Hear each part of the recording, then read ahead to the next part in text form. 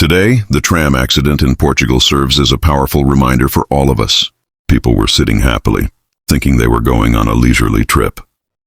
But they had no idea that this tram would take them not to enjoyment, but to the edge of death.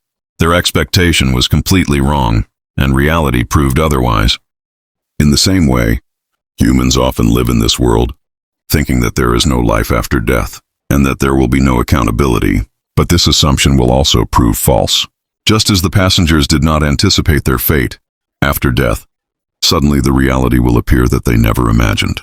The Quran states, Surah Az-Zumar 39:47-48, English translation by Sahih International, "And if those who wronged had all that is in the earth entirely, and the like of it with it, they would attempt to ransom themselves, thereby from the punishment of the day of resurrection.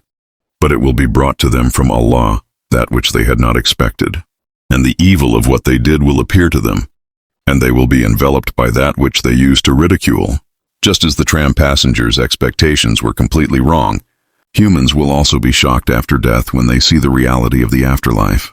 Their deeds will be accounted for, and paradise and hell will become reality before their eyes.